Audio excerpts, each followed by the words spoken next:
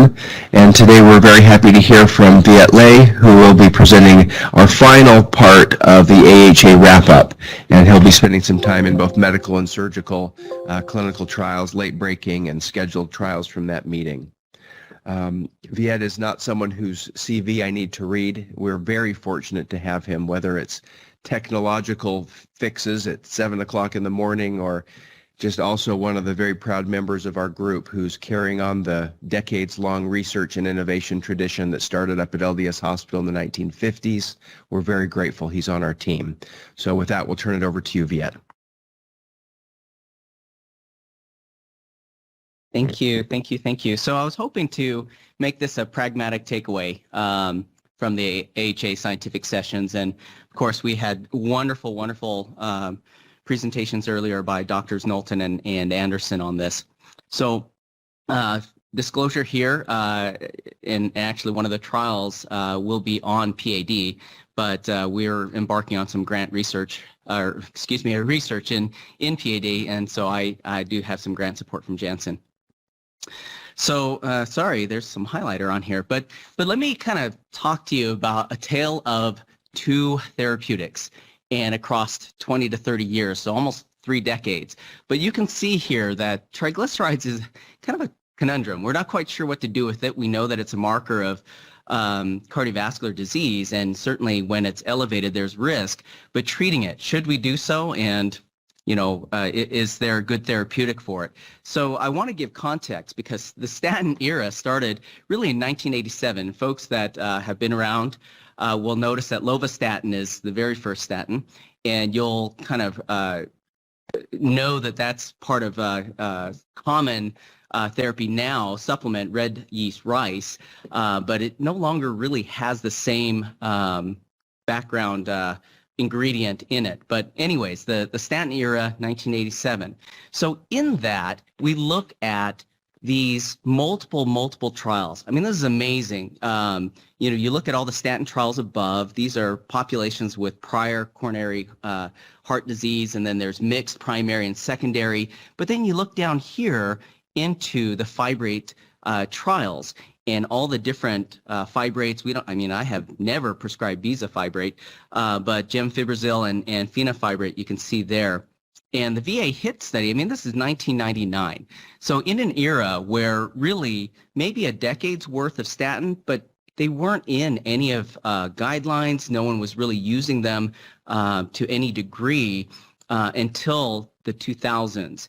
And so in that context, the VA HIT study gemfibrozil, and lo and behold, it was positive. So it starts this arm race, okay? Disjointed and amputated arms. But really, is it statin? Is it fibrates? And where is it? So this is the early 2000 era. Now, of course, we think of first-line therapy. Well, it's statins. But about 2 decades ago, we didn't know. Let's go into the PROMINENT trial. And this was a question, actually, Dr. Meredith, this was wonderful because last time we talked about, like, should we be doing, like, chlorthalidone and hydrochlorothiazide trials? Well, this is the trial that comes from 2 decades worth of this idea that does fibrate work? And should we just be doing, like, fibrate against statins? Well, they decided to kind of repackage all of this and say, well, let's do a selective PPAR alpha rather than put fenofibrate against statins because, well, we kind of lost out a little bit on that with the field trial with fenofibrates and statins coming on the scene. But the PROMINENT trial decided, look, if we do a selective PPAR alpha, because fenofibrate is a PPAR alpha component, but it just isn't selective enough. And PROMINENT was trying to answer this question of, if we see these secondary post hoc analyses where diabetes and high triglycerides HDL, that seemed to be where the trend was, well, let's answer it directly with a trial and just punch it in the face and see what happens. And that's really what the background here is. PROMINENT was triglycerides were associated with elevated cardiovascular risk, but really the data showed in post hoc analysis that it was in diabetics with high triglycerides, low HDL. So let's answer that question directly. I mean, it's interesting to think about this because really these are the therapeutic agents that we think of with hypertriglyceridemia that do any type of impact beyond statins. And by the way, statins are not a slouch either, with 15 to 20% reduction in triglycerides.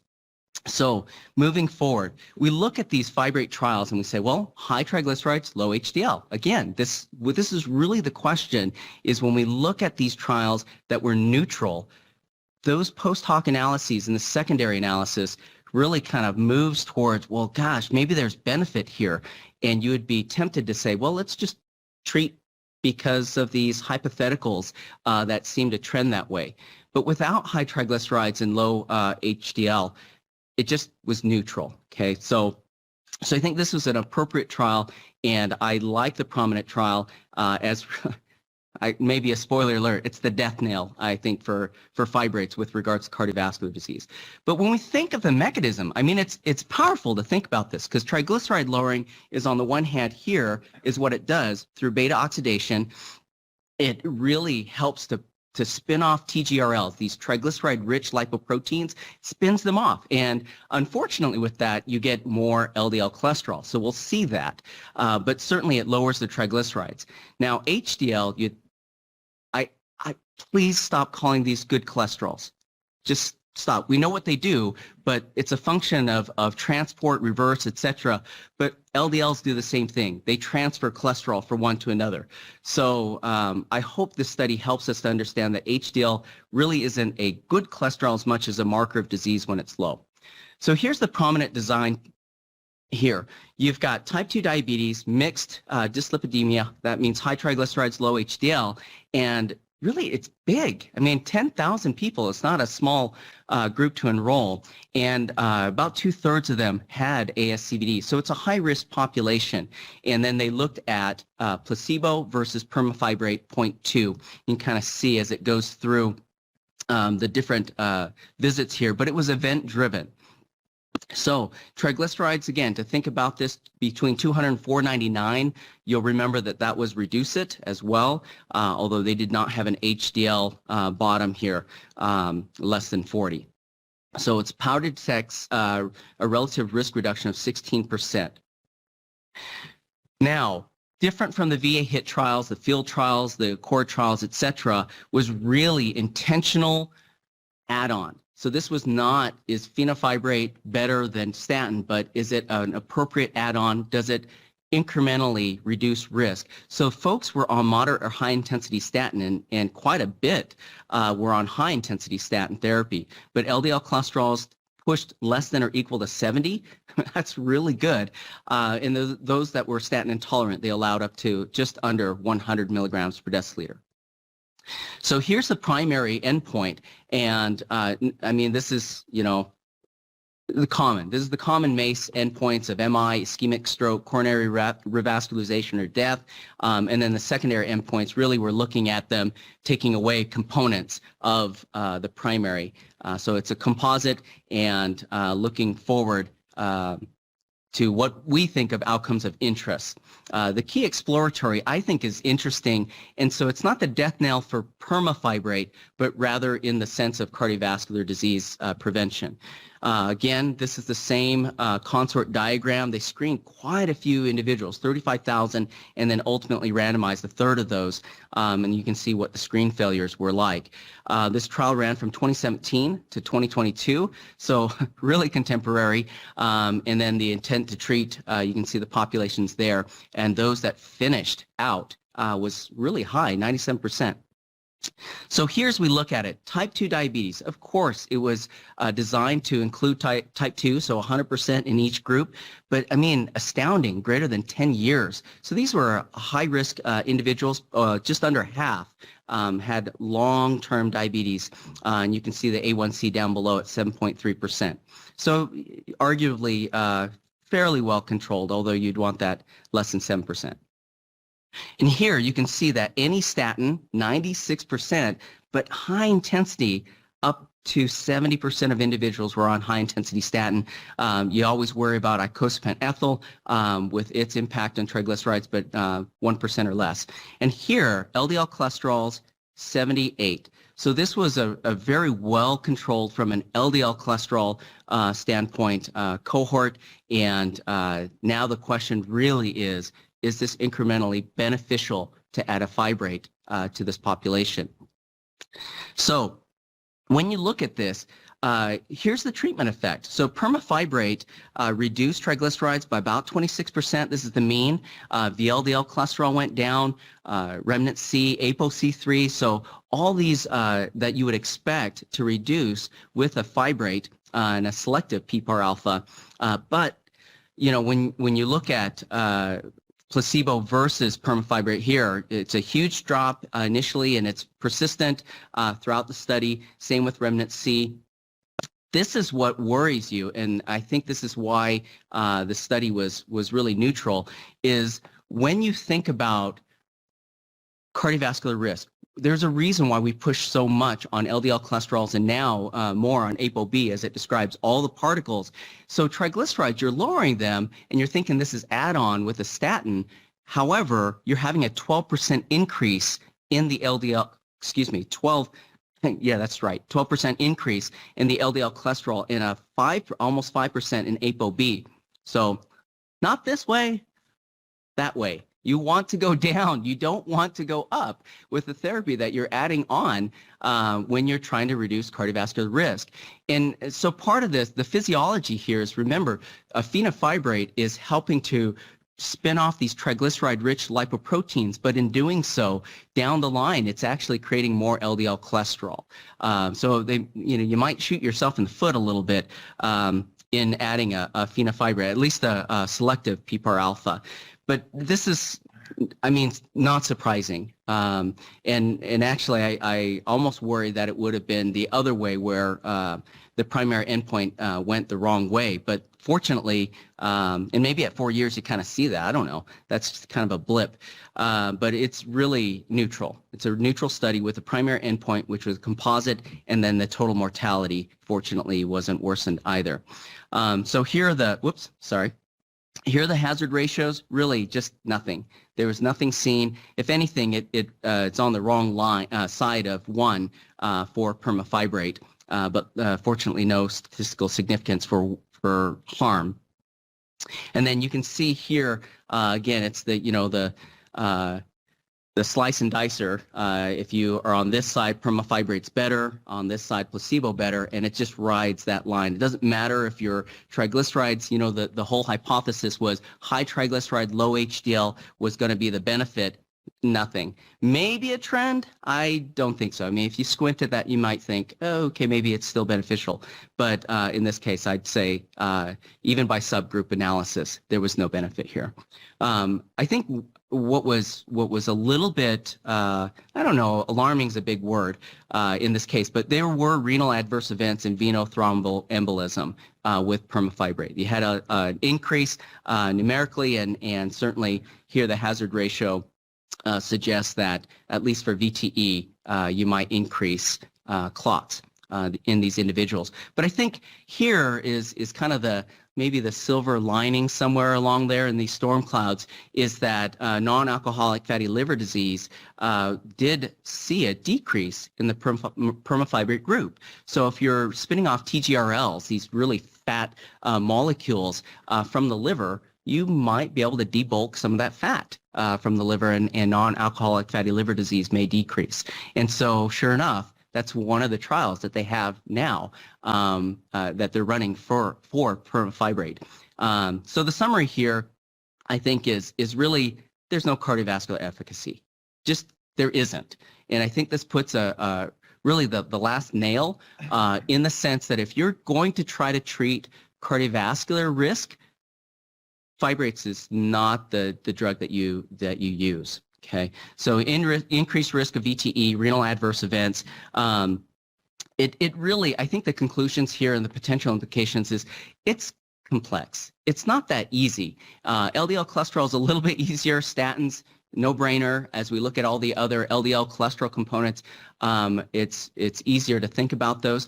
But it doesn't make me wary of ANGPTL3 therapies or ApoC3 because they're more than just impacting that triglyceride-rich lipoproteins. There's a little bit more going on there, but fibrates in particular really push on that end, and we see that it's neutral. So they did publish in the New England Journal of Medicine if you want to go to it. Sorry, I can't put that in the chat. But I think what the results mean is that it's still good for triglyceride lowering. You can still use it for people that you have a sense of pancreatitis risk. So don't be afraid of fibrates from that perspective. But really, there's no cardiovascular risk reduction in prominent. There's worrisome adverse events. Again, just in the end, probably avoid these unless you're worried about pancreatitis in the same person that has cardiovascular disease. So, again, just say that fibrates not been shown to be beneficial. The caveat was diabetes type 2 when triglycerides were high, HDL low, but this prominent trial kind of puts the end to that question. It's not clear whether triglycerides should be a target in the end, but probably somewhere upstream. I would really address the optimization of type 2 diabetes, lower the alcohol use, and or address the obesity there. I'm a fan of the GLP-1 RAs for this. Triglyceride therapy, clear on outcome target, just pancreatitis, but if you're looking at CV risk, really CV risk should be the priority. So start a statin first if you're targeting triglycerides. So here are the randomized controlled trials of fibrates, and then really this comes from the 2021 triglyceride expert consensus decision pathway, and those red boxes should show you lean on LDL cholesterol first, and then if you get your LDLs optimized, think about the triglycerides. But statins, even though you think of them as, well, they're not really triglyceride therapy. They do reduce triglycerides, but I think more importantly, they hit the outcome of interest, cardiovascular disease.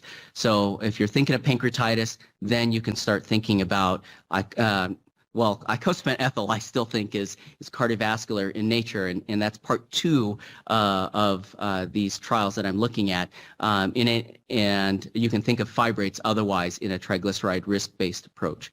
So let's talk about icosapent ethyl then. So this is icosapentaenoic acid, EPA. I made this slide, so I'm kind of proud of it. But in any case, you can see the studies here: Vital, Ascend, Strength, OMEMI. These are the doses, and these are all mixed formulations of EPA and DHA, and the total daily doses, all neutral. When you combine an EPA DHA formulation, nothing comes of it. It's all neutral. Meanwhile, Jealous and Reduce It were all EPA alone, 1,800, 4,000 milligrams, and you found a 19% statistically significant relative risk reduction of the primary endpoint. In Reduce It, 25%, but marred by an active comparator with mineral oil, whereas Jealous was an open-label trial. So when we think of RESPECT-EPA, which is what I'm going to now go into, it is actually time-wise, it's timed after Jealous, even though Reduce It and Strength were reported in 2018 and then 2020. RESPECT-EPA was based on Jealous in a Japanese trial, population 1,800 milligrams, so they didn't use the 4,000.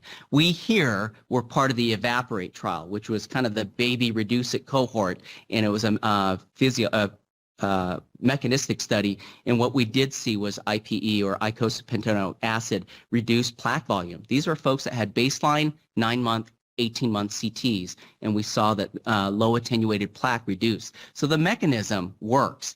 That's why I'm still on board with regards to icosapent ethyl, because it's, that active comparator, boy, that's controversial. But I think Jealous and RESPECT-EPA hopefully will change your minds a little bit. So let's go to it. RESPECT-EPA, again, as we think of Jealous, it was a Japanese population. RESPECT-EPA, same thing. But what they wanted to look at is really EPA levels. They wanted to look at EPA levels, and they chose a population where EPA was a little bit lower. They kind of leveraged the EPA-AA ratio. So in 2005, that Jealous trial was reported out. Of course, we now know Reduce It and Strength came a decade later. But the question that they had was, look, when Jealous came through, Pravastatin 10 milligrams, what a small dose of statin, and simvastatin 5 milligrams. Now we're using, you know, of course I don't use simvastatin anymore, but 80 milligrams is the common. Prava 40. Now we're using Rasuva 40. We're using atorvastatin 80. So what they really wanted to do is add on therapy. In an era where they were seeing omega-3s seemingly beneficial, suddenly statins come on scene. RESPECT-EPA said, we want to know, does EPA still work when people are on maximized statin therapies? Because we saw that it started to influence some of the folks in GELIS 2005. So really, RESPECT-EPA is GELIS 2.0. The objective, again, was to determine whether EPA was beneficial in cardiovascular events in those who receive statins. And they just happen to use an EPA-AA ratio. I'll describe that a little bit later. All of these individuals were secondary population. It was chronic CAD. In the GELIS population, it was 2/3, 1/3, where 2/3 of the population had some type of atherosclerotic event and 1/3 was primary prevention. Here they just went whole bore and wanted to do cardiovascular disease. So they must be on statins at least a month before inclusion. And this looks complicated, but they actually have a second arm here that isn't yet reported out, and they'll do the analyses. This is more regular EPA levels. So the true population is up here. They took EPA-AA ratios less than 0.4 and then randomized them to EPA or standard statin. But the primary endpoints don't differ from, I mean, prominent look the same, reduce its strength, all of the trials that we look at, they wanted to look at a composite of cardiovascular death, non-fatal MI, non-fatal cerebral infarction, unstable angina, all the usual suspects. Secondary still looked at some composites of CAD and then separate composites of stroke and then events related to death. You know, it's interesting that they chose 0.7 as this is like a 30% reduction. Remember that statins are anywhere from 20 to 28%. On top of statins, they were looking at a 30% relative risk reduction was the hypothesis, and their event rate there was 12%, which is quite high, actually. So they enrolled 3,800, randomized 2,500, because about a third of those went to this higher EPA-AA. But of those randomized to this trial, about 1,250 to each arm of EPA versus control. So Japanese trials are not placebo-controlled. They're all open label, and that's culturally, they don't feel it's ethical to do placebo. And then it's important, again, similar to the prominent trial, you see LDL cholesterol's down towards 80. This is a fairly well optimized cohort with high statins, statin utilization, and unlike prominent, triglycerides are lower, HDL is a little bit higher, so this is not even reduce it or strength, which targeted those dyslipidemic patients. And then EPA here is 46.5. You know, 44.9, 46.5. Just for context, the reduce at baseline included an American cohort, which we don't have a lot of omega-3, was 26, and then the original GELIS baseline of EPA was 97. I mean, this is a huge difference, and RESPECT-EPA gets bracketed by both of those studies, and probably explains a little bit about the outcomes here. I want you to focus here on EPA. So for context, reduce it bumped people from 26 on up to 160. Here in RESPECT-EPA was around 50 up to 140 with 1.8 grams rather than almost over twice that in reduce it, and the arachidonic acid dropped downwards like it should. So just so you know, in terms of cascade, EPA and arachidonic acid are competitors in that cascade, arachidonic acid being an inflammatory agent. So hopefully if you reduce an inflammatory agent, you reduce events. If you increase EPA, you're competing against that inflammation. And then HSCRP, however, even though I just said anti-inflammatory, the purified EPA group, the HSCRP bumped up just a little bit, which I'll argue that reduce it detractors tell me that the mineral oil also bumped up. So, is it HSCRP? I don't know if that's helpful in this case, but triglycerides themselves did not really change much, although you can see a slight effect with 1,800 milligrams of icosapent ethyl on triglyceride lowering. So the primary endpoint, I mean, this is nice to see. It's a trend, but just misses that statistical significance at 0.054.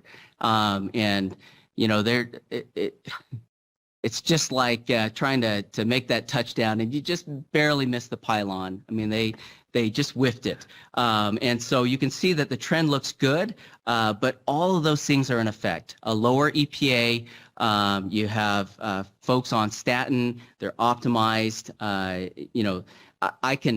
I can rationalize anything, but they missed it. They missed the primary endpoint, just barely. The secondary endpoint, again, I just told you, don't rely on hypothesis or secondary analyses when you miss your primary endpoint, but they were statistically significant in this case.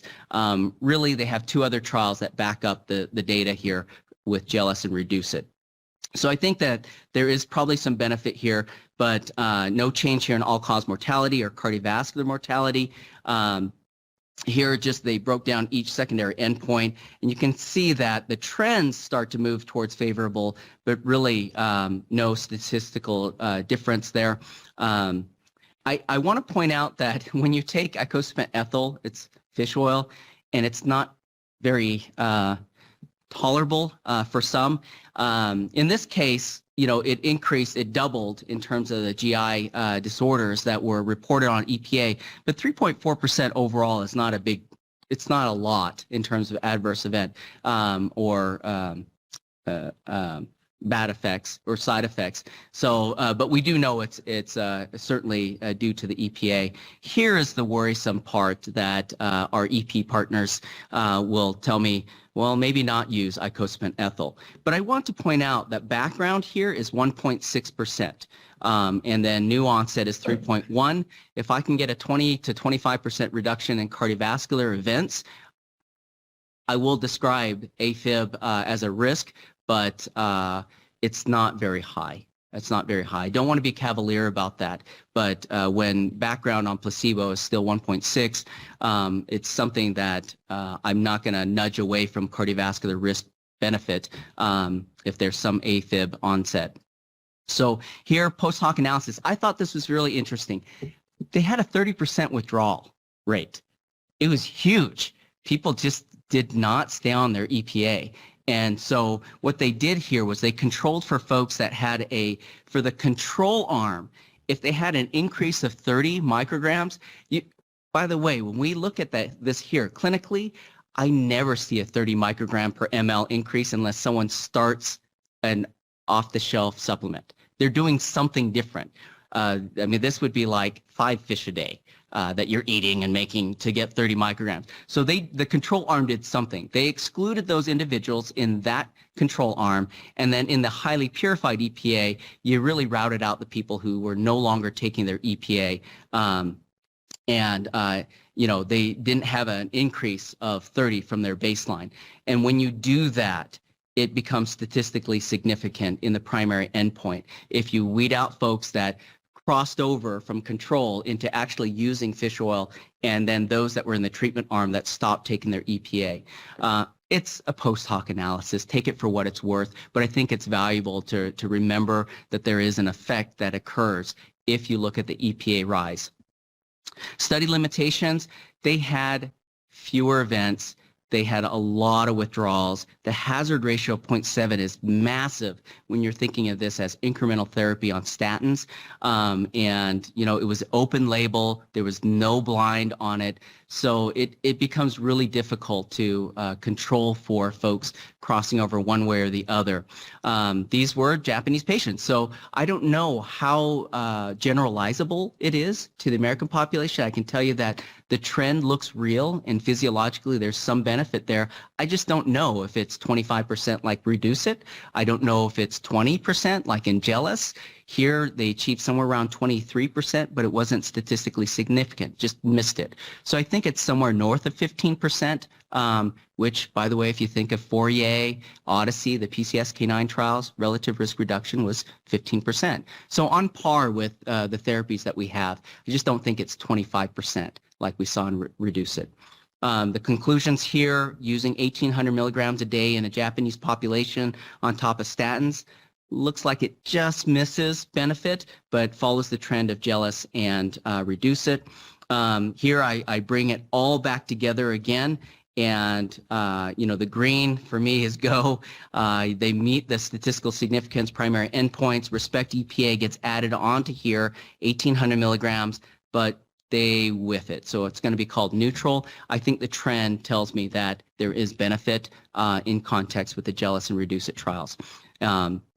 So those are my thoughts. If you have someone that's already optimized on statin therapy, but their triglycerides are still elevated, somewhere above 150, then you should consider using icosapent ethyl. It is a little expensive, right? Vascepa is still fairly new, but there is a generic that's out there as well that is icosapent ethyl.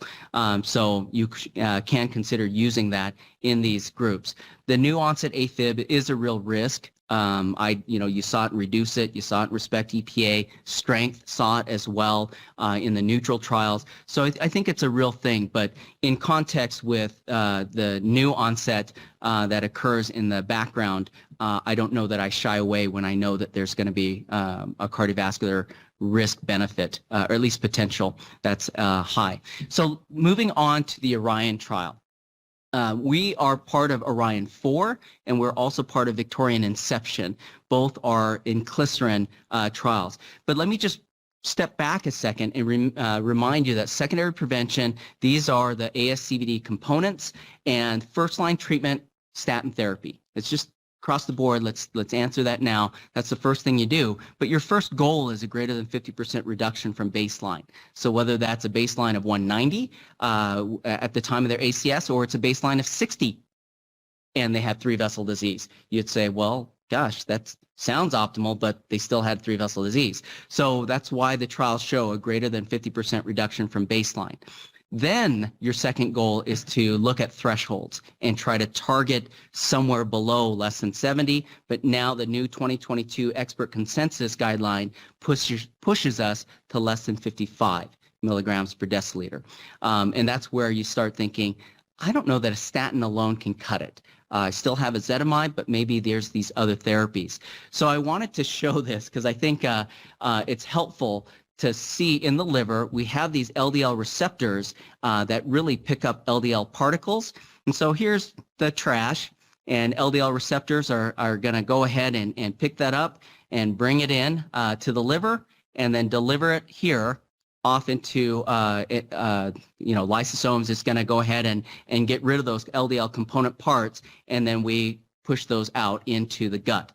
So this is why LDL receptors are important. This is the mechanism for which then we think of PCSK9. And anyone that's ever watched Office Space, you know this guy. That's what I think of PCSK9. It's that boss that really interferes with everything, doesn't make anything very helpful at all. And that's the protein that sits on LDL receptor, making it not so very effective. In fact, fires the garbage truck delivery guy or gal, and makes less garbage trucks to run and remove LDL cholesterol from the blood. So we have to do something about that boss. Now, in the era of monoclonal antibodies, it's like your colleague running interference. For 2 weeks, I'm going to run interference on boss, and then I get tired, and so I'm going to tag someone else to run interference for the next 2 weeks. That's your bi-monthly or bi-weekly injections. But what if you can stop that boss from being hired or stop that boss from being graduated from whatever MBA school of not-so-awesomeness? And that's kind of what inclisiran is, right? It's a small interfering RNA that rather than running interference here as a monoclonal, comes back up and says, hey, let's not graduate you.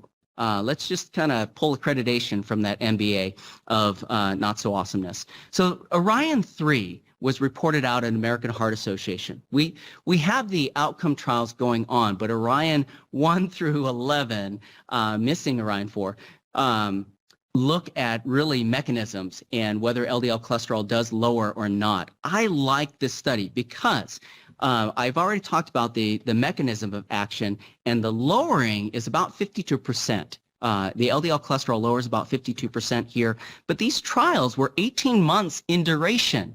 Remember that this is a twice-a-year injection. So in 18 months, you really only get 1 year of full therapy in these 18-month trials. And it's just 2 injections at that point for the 1 year cycle. So they started thinking, well, maybe we should have an extension trial to look at safety and efficacy. And from Orion 1 came Orion 3. And that took those individuals from the Orion 1 phase 2 study here, and it was, enrolled 2 to 1. So you had these placebo groups. This looks complicated. Don't worry about this side over here, but right here, if we start in Orion 1, we had folks that were 1-dose starting regimen, which was really, you start at baseline and then go every 6 months. The 2-dose starting regimen was what we now know, baseline, 90 days, and then 6 months thereafter. So you had that 2-dose regimen of baseline 90 days. Here it was just starting baseline and then every 6 months. But there's this placebo group. And the question is what's the safety of continuing inclisiran out to 4 years? We wanted more than just 1 year of therapy. We needed to add 3 more years to see what happens as you go out to 4 years. And then really the other interesting question is what happens when you switch from a monoclonal antibody, PCSK9 inhibitor, to a small interfering RNA PCSK9 interfering medication. And that's what these placebo groups did, was they were not on inclisiran. They were basically naive to small interfering RNA or PCSK9 interfering, and they were started on evolocumab, the twice-a-month injection for the first year. And then the question is can we just transfer them over to a small interfering RNA? Can I go evolocumab to inclisiran? And anyone here would think, well, do I wait 2 weeks to do small interfering RNA, or can I do it the same day as the last injection? And that's actually what they asked, is both of those questions. So a switch to inclisiran, which was wait 2 weeks until after, your colleague is interfered, and then start the small interfering RNA, or you just do it at the same time. So that last injection of evolocumab, you just give the first injection of inclisiran, and you move forward. So the study endpoints really were looking at, well, does LDL cholesterol change from baseline? How steady is it? Does it have a constant to it? The secondary endpoints were percent and absolute changes in that LDL cholesterol, the PCSK9 protein itself, and the lipoproteins. Oops, sorry, okay.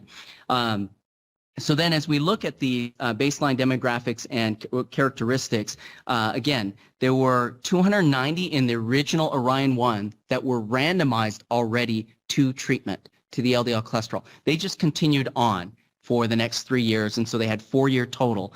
But the switching arm were the placebo patients that then went to evolocumab, and after 1 year went to inclisiran. You can see there's not too much difference here in terms of age, characteristics, etc. They were pretty similar across the way here. And then total that ended up with at least 3 years of inclisiran was 382 patients. So this is the primary efficacy in those that started on inclisiran from the very beginning, randomized, and then just continued on. And it's very consistent across the way.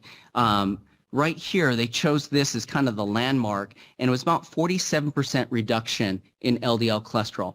All of these individuals were on statins already. So what you're doing is you're just pushing further onto that LDL cholesterol, and it's still effective, and long-term, it remains efficacious. So if you miss a dose of evolocumab, you're doing twice a month injections. If you miss one, whoop, you go up on your LDL cholesterol. If you happen to miss a dose on inclisiran, you still have a slow rise in your LDL cholesterol. But remember, we're giving the injections and they have 6 months in between. So that is really nice to see that LDL cholesterol remains low for at least 6 months. And the average here was 47%. And then as you went on in time, you can kind of see the differences between each year through that year.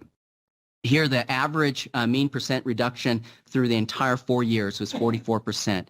And I think this is just amazing when we think of adherence to therapies and taking the equation of forgetting a med. We're giving that, and it's timed with their visits with us. So here is the PCSK9 protein itself.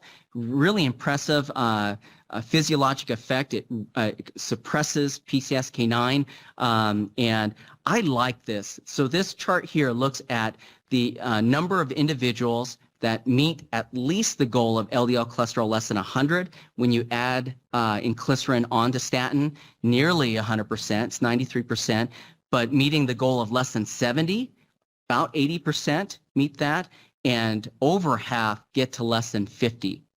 So remember that I presented on the Fourier extension trial, and the median was 29 on evolocumab. So it's pretty impressive results with these PCSK9 interfering medications. And inclisiran just shows that targeting the PCSK9 protein is very effective and important. But furthermore, remember, you don't want to go the wrong way, and ApoB also dropped as well. Non-HDLC is really kind of like a poor, sorry, that's, I'm trying to take that slang out of my vernacular, but it's just, it's cheaper anyways to do a non-HDLC, and it's very similar or surrogate to ApoB, but I like to get an ApoB direct measurement as well. But you can see it truly targets all particles, not just LDL cholesterol. Here's the switching arm. It's really neat because this is what we're seeing in the ALCAP clinic is folks that come in and not only are they statin intolerant, then they're PCSK9 monoclonal intolerant. So what do we do? We switch them to small interfering RNA. And so this helps to see that you can safely and efficaciously really switch. It's not as impressive in terms of LDL cholesterol lowering overall, but boy, 40%, I'll take it. 45% further reduction and safe reduction is really impressive. I like that the safety here and the ability to lower LDL cholesterol is continued. No safety concerns here in the inclisiran arm only. You know, as you're following these people now out to 4 years versus just 18 months of a study, it's out to 4 years. It's always interesting to me that they've got nasopharyngitis as one of these frequent adverse events. None of the folks that we've treated with either evolocumab or alirocumab and inclisiran have had nasopharyngitis, but it's like clearly it happens, and it's about 10% in the monoclonals and up to 20% in inclisiran during these studies, and we just have not seen it. So I don't know, maybe I just need to do more evolocumab or monoclonals and small interfering to see that. But the switching arm here after starting inclisiran, really this is the placebo group that went on to inclisiran at the 1 year mark after monoclonals, and you can kind of see no new safety concerns. Okay. Strength and limitations. Of course, this is, you know, no longer blinded. Everyone gets one or the other therapy. It's prospective long-term study, just looking open label on all of this. So really, we're not looking at outcomes. There are no event-driven findings here, but I really like that consistently that inclisiran reduces LDL cholesterol, and you can really predict that curve. There was no one in a waterfall list that bumped up or didn't respond whatsoever. everyone responded to some degree or another, at least 20% on up to 80% reduction in LDL cholesterol, with the average or the mean around 45%. So the conclusions here is really twice yearly inclisiran, effective, sustained reductions, no safety concerns, and I think this is nice addition to our armamentarium. No outcomes though, we don't have them yet. So I'm very, very excited about the trials that we have here, the ORION 4 and Victorian trials, where Dr. Anderson is our site PI. I'm involved helping him with that, so as is Dr. Knowlton. There's no obvious safety issues. If you need to change from a monoclonal over to a small interfering RNA, please do look at FDA labeling for this. This is for those with atherosclerotic disease and or heterozygous, homozygous FH, and they're already on maximally tolerated statins. And that can include they don't tolerate any statins. But please make sure that you're trialing different statins. We know that you could potentially restart statins at a very low dose in alternate regimens for folks. But I love that it reduces LDL cholesterol as well as non-HDL and ApoB. So peripheral arterial disease, and of course the surgeon in the room leaves, so now I don't have so much pressure to present a surgical trial. But PAD, I mean, if you came to the cardiovascular updates, you know that this is my new passion. Arterial disease, they're very similar processes. It's atherosclerotic cardiovascular disease. So whether it's PAD versus CAD, it's the same atherosclerosis. Now the milieu is a little bit different. The risk factors are slightly different when you're looking at peripheral versus coronary, but the atherosclerosis becomes the same in terms of obstruction. So as we think about the different ways that, STEMI, NSTEMI in acute coronary syndrome versus unstable angina here, as we look at this GIF on the far left, and then acute limb versus critical limb or chronic limb ischemia. These are the comparators in terms of PAD versus what happens in the coronary artery disease space. And hopefully we understand that knowing that we have to push on those risk factors, and they still have really poor outcomes in PAD if you don't treat them, and even when you do treat them, they have poor outcomes. But we're just probably not doing enough. And I just wanted to show this again in terms of sizing. I mean, sizing makes a difference. Here's the aorta on the far left. And as we move this way to coronary artery, I often look at this and think, here's the sun, here's the earth over here as you're kind of looking at things. But a femoral artery is so much larger than coronary arteries. If you have something big that needs to come through a smaller artery, guess what? Messes happen, right? So if you have a blockage in a femoral artery that's taking up about 10% of that space, think of what that looks like in a coronary artery and trying to fit big vehicles through small spaces, okay? And of course, this looks like me trying to get through a pipe, right? So as we think of the best CLI trial, the background of this is chronic limb-threatening ischemia, CLTI. Really, it's an important thing that we're missing. We're embarking on a query here and a registry for peripheral arterial disease, but it affects a lot of individuals, over 230 million worldwide. And CLTI is 11% of those with PAD. I mean, you're looking at this and thinking, wow, how is that not disabling? Right, whether it's treated or not treated, folks aren't going to move well. They're quite disabled and functionally impaired if they have peripheral arterial disease that's not treated. And so the question here was really,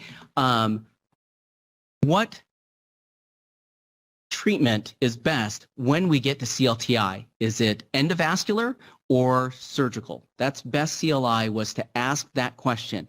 And then they further stratified it. So it wasn't just surgical versus endovascular, but surgical endovascular when you have a good saphenous vein graft, or if it doesn't look like you can do surgery.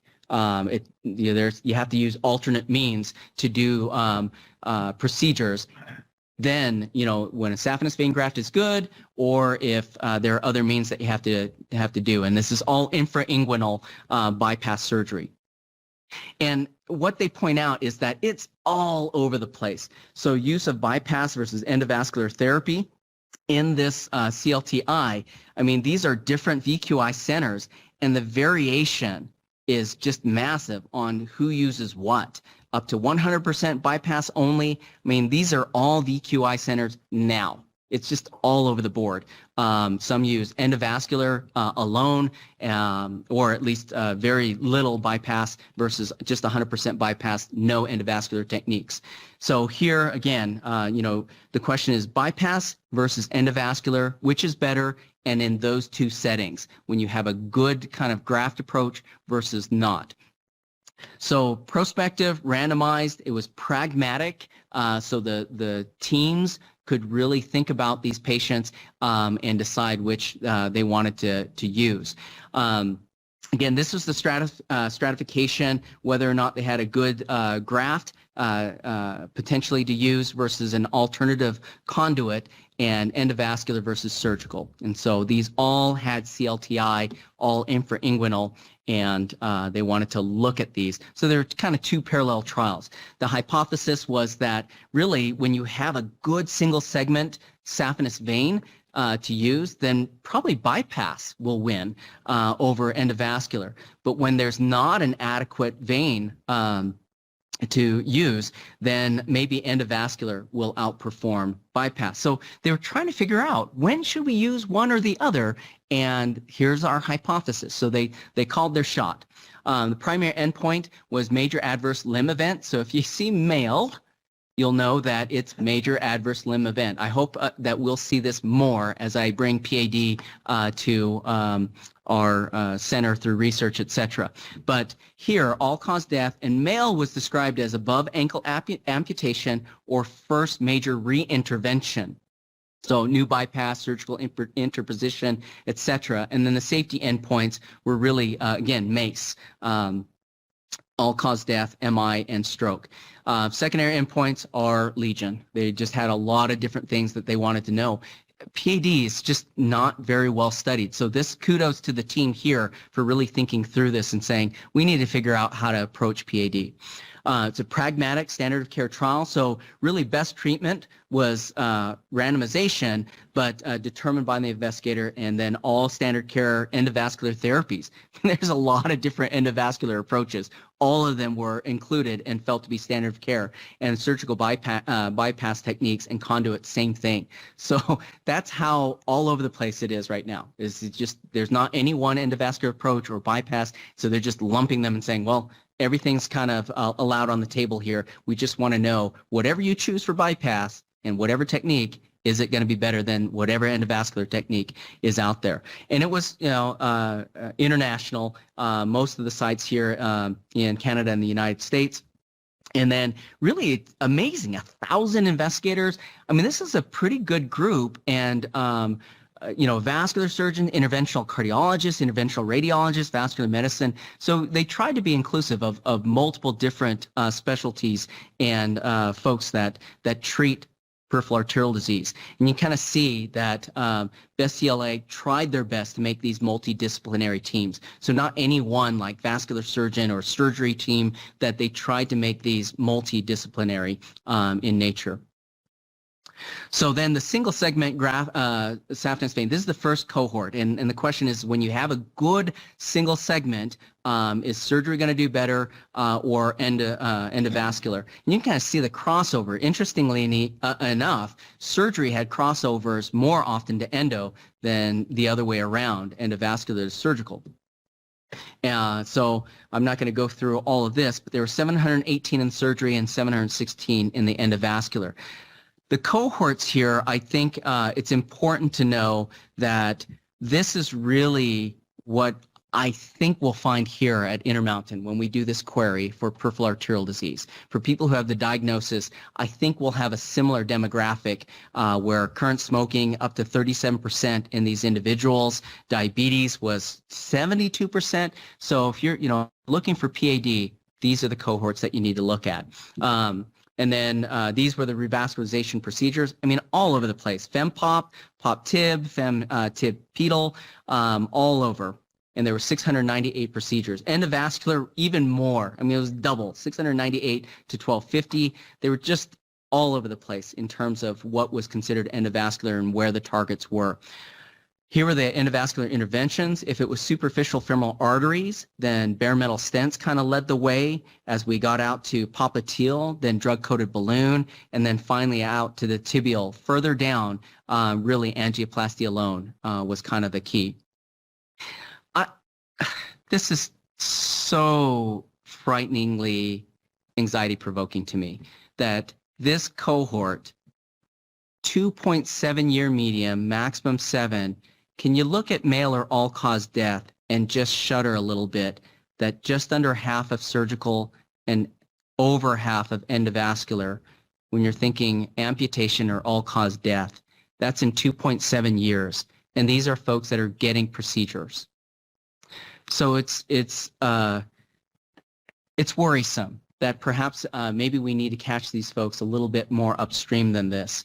And you can kind of see, though, that in this cohort, when you have a good saphenous vein graft, the hypothesis wins out, that surgical event rates in terms of male, it does reduce events versus endovascular techniques, and it separates quite early. So here, when you have a good approach with saphenous vein, perhaps surgical is your best bet for a better outcome down the road, but arguably these are not good outcomes in general when you're thinking of peripheral arterial disease, and this is out to 70% here at 6-7 years for amputation or death.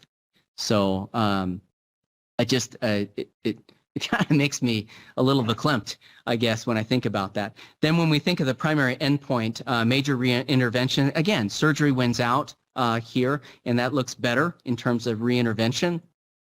Above ankle amputation, so you know that the other chart is driven by death, but these are amputations here, and surgery wins out again, and then death. So it just doesn't look too exciting when you think about peripheral arterial disease and when they get to this point. So we truly have to think about getting to these individuals sooner. These are the total number of reinterventions. Surgery, lower. Once you do surgery the first time, you have a lower event rate, but certainly endovascular, you're going in multiple times and touching things up or opening things afterwards. So these are the subgroup analyses, surgery on when you stratify across subgroups, time and time again, it looks like surgery is kind of favored here over endovascular. And then here's the primary endpoint of MACE. Really, again, this tells the story that these folks, they're at high risk for major adverse cardiovascular events when you have peripheral arterial disease. Whether or not you amputate or do surgical or peripheral interventions, it's not treating the other vascular beds. You need to treat the entire person. These are just focal treatments. So MACE is really high in these populations. I won't go over cohort 2. I'm going to go ahead and stop this, but I'll tell you that endovascular only minimally wins out over surgery in this population, and these are the folks that did not have a single segment saphenous vein, so it wasn't available. It was conduit. I'll stop there, but I think my thought here and my lesson or conclusion really comes down to these are individuals that are really complex. They have a high risk. They limited use of medical therapies. I'm hoping at Intermountain we can bring forward really a vascular medicine component to this, and ALCAP is one of the places that we'd like to start with. Really, you know, when you have peripheral arterial disease, you need to be on an antiplatelet or on a oral anticoagulant. Certainly, statin at 70% is not enough. Smoking cessation, all of that. So these are high-risk individuals, and we need to treat them. In any case, if you need to go forward, sounds like surgery is probably a better intervention. I'd love to have had some interventional cardiologists here to discuss their thoughts on that, but I'll go ahead and end there, and thank you for allowing me to present the highlights. Thank you. Yeah, very nicely done. Dr. McKellar had to run off to the operating room, so he asked me to finish up here. It looks like we don't have a lot of time for questions, but we do want to express our thanks to Viet for summarizing these very important points. And one of the points that I think you made, Viet, but I just want to make sure is very clear to people, is you made quite a convincing argument that icosapentaenoic acid, or EPA, is beneficial. And I just want to emphasize that, or maybe have you emphasize a little bit that that's different than fish oil. Yes. Would you like to comment on that, just to make sure people are clear? Yeah. I mean, I think this is truly important to understand that when we think of fish oil, this is off the shelf stuff, right? And it's non-regulated. There's no FDA process for that. That's all through the DSHEA Act. So you don't actually know what's in any of those components. When they say fish oil, a lot of times it's cut, if to use a drug term, it's cut with just fatty acids, saturated fatty acids, unsaturated fatty acids. So it's not the same. And remember, I showed that slide of mixed formulations of EPA and DHA, which is fish oil, but it's both components. There is no off-the-shelf supplement that has EPA alone, let alone the whole regulation, et cetera. All of them contain mixed formulations. So you're not going to get any benefit anyways when we're looking at prescription grade mixed formulations and neutral trials. Excellent. Thank you. And there was that presentation of the Heart Association where they tested several different over-the-counter medications, which included fish oils, and none of them were successful at reducing events or even significantly lowering LDL cholesterol, for that matter. So anyway, we thank you very much. I just comment that there were I see approximately 80 people online who were watching the conference today, and we're grateful for those of you who were here this morning in person to participate with us as well. And we look forward to seeing you again in the future. Thank you. Bye-bye.